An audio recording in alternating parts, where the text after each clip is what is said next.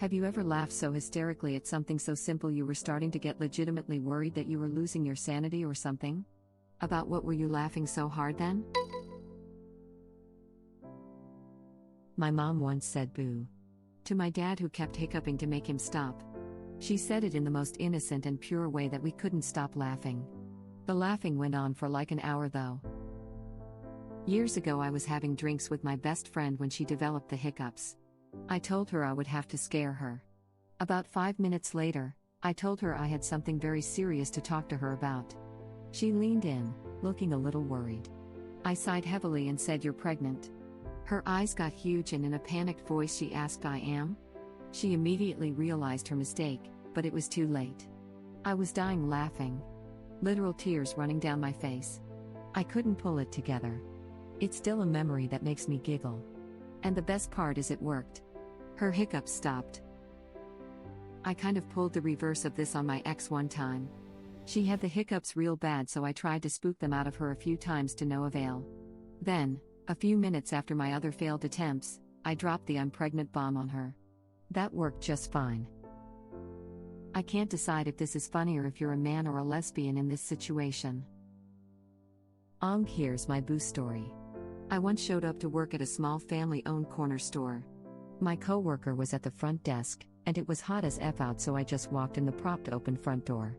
His back was to me, he was in his phone. So I snuck right over to scare him, of course. But when it came time to say boo, I kind of only ushered out a really awkward-sounding boo as if it were a question. Regardless, this adult man screamed like a little girl, threw his phone, and fell to the ground. All I could do was laugh. And I did. For a while. And then every time I thought of it afterward. I'm laughing now just remembering the goddamn scream that came out of him. Boo? Your word picture is top-notch.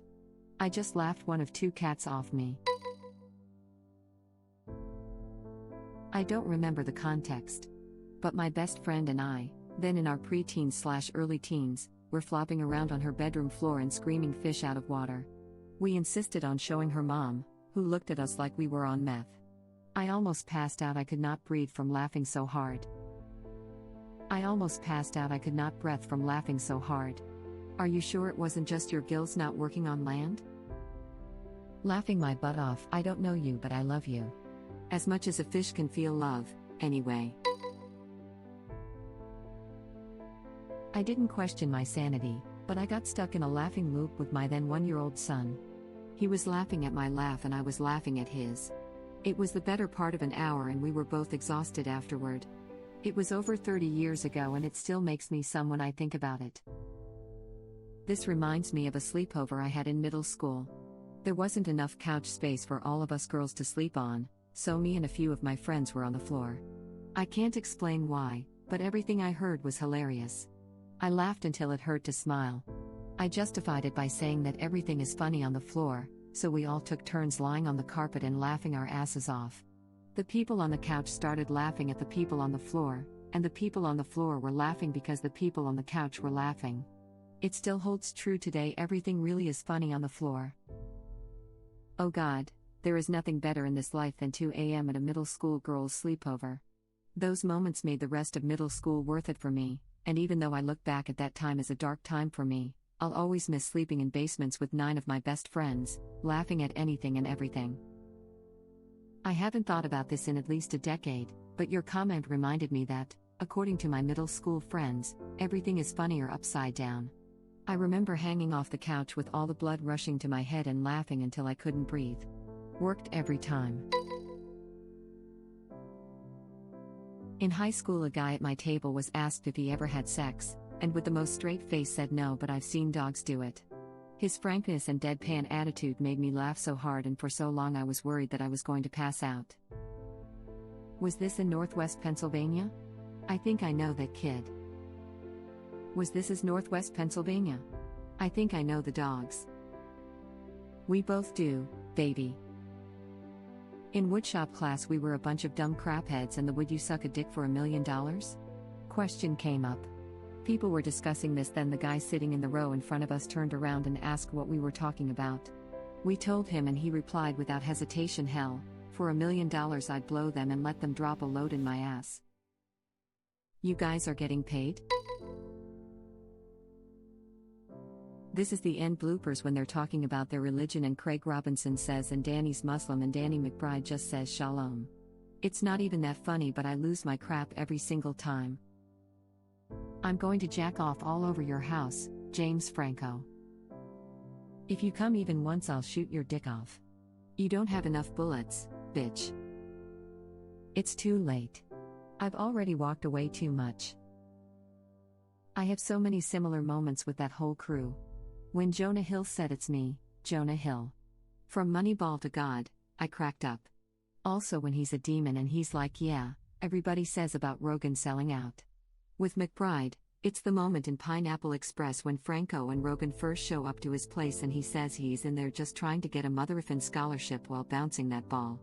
I don't know why, but that crap kills me every time. Trying to get a mother-effing scholarship. I'm with you, man, it's one of the funniest scenes I've ever seen in a movie and I'm not even sure why. That entire film makes me cry laugh. So, something not that chill happened last night. It was a windy day and I was eating a bagged lunch with my coworkers. Suddenly a huge gust of wind blows the bag and all my food away, leaving me staring at an empty table with a fork in my hand. I didn't even try to catch it. I just started laughing so hard I had to lay on the ground. The ability to laugh at my own pain is like my only superpower. Shailene from Heaven Officials blessing would love you guys. Enlighten me, O wise one, who the F is this Shailene of whom you speak, and where can I meet him, because I am in need of love. I was at the beach once with friends while I was a poor college student. I packed myself a sandwich, and as soon as I unwrapped it, a seagull swooped down from behind and grabbed the entire thing out of my hand. Never saw it coming. I was hungry, but also kind of impressed. Clearly he had outsmarted me. I read a meme asking if Norwegian clowns say jonk. My girlfriend speaks fluent Norwegian and told me how that would be pronounced. Kind of a he-yunk. I thought I was going to pass out from lack of air due to laughing. I'd catch a grip every now and then and a quiet he-yunk would corpse me into laughing harder. This comment has made me hysterical, smiley face. My friend and I were watching Cloudy with a Chance of Meatballs when we were about 12. There's a scene in that movie where a giant bowl of water spills on everybody sitting in bleachers, and there's a guy in the splash zone ready to get wet, except everybody except him gets splashed instead, and he throws his hat on the ground and yells, "Oh, come on." My friend and I laughed our asses off at this, and this eventually led to us replaying a ton of scenes in slow motion, zoomed in, etc. There was a scene in South Park where they are trying to get a whale to the moon. Long story, makes no sense. But there was one gag that the boys cannot get NASA to do it, so they go to MASA, the Mexican Space Agency. So, when the rocket takes off with the whale, some mariachis come out and play a song to celebrate. I don't know why, but it caught us off guard, and a friend and me started laughing so hard and so long I thought I was going to die of asphyxia. Oh my god. The closing credits roll with the whale just dead on the moon, and my buddy and I are dying laughing. Like it is supposed to be serious because the whale obviously died, and here we are just laughing like hyenas. My favorite scene ever is the Tom Cruise one where it's the same shot at the end but Tom Cruise is next to the whale. I cried laughing at it. My cry-laugh scene from South Park is in The Brown Note, where all of the kids play the brown note at the same time and the screen slowly pans out to show the entire population of Earth simultaneously crafting themselves at the same time. Apparently I'm a 10-year-old boy in the body of a 48-year-old woman. The part in the zip lining episode where you can see Cartman's butthole farting made my wife puke from laughing so hard. This one is one of my all-time favorite episodes. I went on a zip lining tour once purely because of this episode. It was exactly as it was portrayed, down to the "Who wants to learn about this tree?" I was throwing up chuckas everywhere. We had this tiny Asian lady on our tour though who was a highlight. She screamed the entire line on everyone. Toward the end of that same movie, there's a scene where gummy bears are attacking their spaceship or whatever. It's been a while. Anyways, my oldest daughter, who was maybe 4 or 5 years old at the time, was quietly watching this, and all of a sudden, loses her ever-loving crap. Starts screaming, the bears, while crying hysterically. So help me, And I still feel bad about it, but the husband and I started laughing and couldn't stop. I'm trying to comfort her through my laughter, and ended up just putting her to bed. We still laugh about that, it was so unexpected. This same kid watches movies like Nine and Frankenweenie and Paranormal without blinking, but gummy bears make her freak out. We laughed until we cried. My favorite scene has to be there's a leak in the boat in the second movie, which came out my senior year of high school I think, and it had me laughing hysterically. Luckily I saw it at a drive-in theater, so the only people judging me were in my car. That movie has so many good jokes going on in the background. Definitely worth paying attention to on a second watch. My sister and I used to laugh hysterically at the part where Flint absolutely nails people with the ice cream snowballs. We play it over and over and laugh harder each time. It was late and my wife was driving us home. We passed by an A&W, a fast food chain with its own root beer. My wife said, "Hey, you know what A&W stands for?" And I said I assumed it was the initials of the founders. She said, "No, it's for hamburgers and woot bee," when I instantly and fully lost my crap. Her delivery was so cute and I was so tired that I laughed about it for the entire rest of the 15-minute drive. For the next several days I was still giggling every time I thought about it. This reminds me of the funniest thing my wife has ever done. We were on a weekend trip to New York City and I was in a level 9 fury over the crafty people and driving we'd dealt with all day. We got stuck in a traffic jam after hitting up a Sonic for late-night dessert on the way back to our hotel, and I was fuming. Without missing a beat, she takes a spoonful of her ice cream and just starts saying, "Lieutenant Dan, I got you some ice cream from Forrest Gump." I no sold it and didn't want to break my focus on being mad, and all of a sudden I see the spoon enter my line of vision from the left as she just says in an elongated fashion, "Lieutenant Dan, ice cream." I burst out laughing and we laughed for like 10 minutes in traffic. It's still regularly brought up as one of our inside jokes and makes me smile to this day. The thing to note here is that this is a real act of love. Sometimes when the person you care about is having a really crappy time, the best thing to do is just be a clown. Sometimes you can't fix the thing they're upset about, but you can do something else silly or cute and it can make a huge difference. We are just bags of chemicals, and when these chemicals align in a certain way we end up with these things called emotions, and they can have a powerful grip on us. But those emotions can be changed quickly if someone is willing to put in some effort. Congratulations to you, you're very lucky, dude. If I were you, every time I told this story or even thought about it, I'd go do something nice for my wife. I was in a terrible mood 10 minutes ago, but this whole thread has made me feel way better. I had a dream recently that a friend of mine spent 2 full hours focusing intensely hard on writing something down. When he was finally finished, he showed it to me. In a 5-year-old's handwriting in crayon, the page simply read "Apple cider dog nuts." I laughed so hard I woke myself up crying. Also, I was once at a small but serious poetry reading event at my university. A few people spoke about different connections they had to the poet, like the host of the event who introduced had gone to grad school with her, the university president who had worked with her mentor, etc. My friend whispered to me in this goofy voice and I effed her mom.